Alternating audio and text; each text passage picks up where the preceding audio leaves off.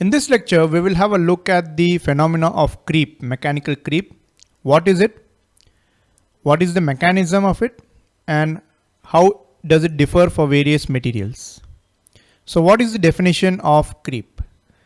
Creep is basically the tendency of material to deform permanently or plastically under influence of static mechanical loads.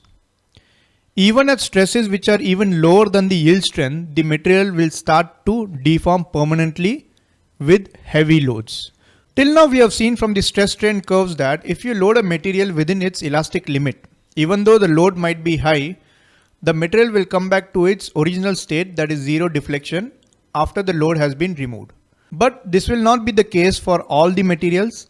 And also, if the material is exposed to very heavy loads for long periods of time, then there will be some amount of permanent deformation which will happen. And that permanent deformation which is happening due to static loads which are even lower than the elastic limit is called as the creep. This phenomena of creep basically takes place at the atomic or micro level. So it results in changes in microstructure because of the constant loading and stress, and diffusion happens at atomic levels. It basically causes creep. For metals generally undergo minimal creep, almost negligible for many applications, except applications where there are very heavy loads which are involved. Viscoelastic materials on the other hand are highly prone to creep. Examples being elastomers like rubber, polyurethane or soft polymers.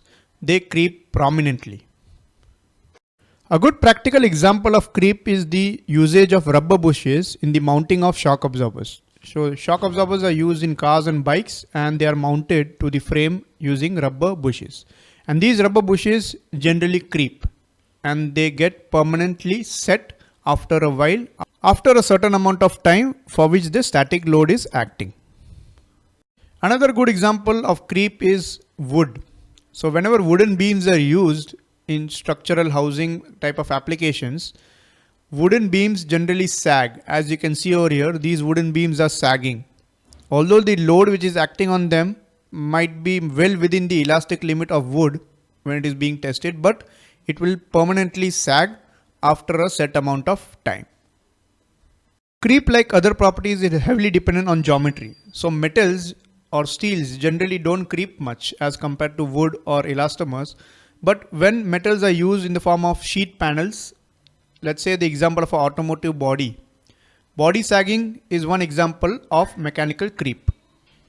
So creep generally takes place in three stages, as you can see over here: primary, secondary and tertiary. In the y-axis it is strain, epsilon, and x-axis it is time. So when the load is applied at T0, a static strain will take place, that is epsilon 0. That is shown over here at T0. Instantaneously there will be some amount of deformation, which is the static strain. And then as time passes, the strain will gradually increase with respect to time, which is the primary phase. And after that it will start increasing at a steady rate. So this secondary phase is highly steady, which is shown over here as a straight line. And then finally in the tertiary phase, the strain will increase much faster with respect to time. So this phase, that is a secondary phase, is generally used for studying the creep behavior, which is called as the steady phase. So to summarize, initially strain will instantaneously increase, that is at time 0. Then as time passes, strain gradually increases in primary stage, and strain change rate almost becomes constant in secondary stage. That is, it will become a steady change rate. In tertiary, the rate of change increases. So the secondary section is called as the steady creep rate, which can be measured using experiments. The extent of creep for a material is generally evaluated by creep strength, which is basically the stress at specified environmental conditions that produces a steady creep rate, such as 1%, 2% or 3%. Whatever it may be, this will give a measure of the creep property of the material.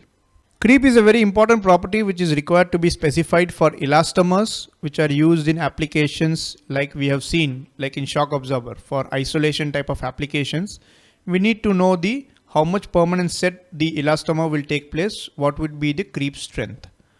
And also in applications of heavy static loads. Another case where creep plays a major role in the mechanical design is the design of structures which take on heavy loads like cranes, bridges, buildings.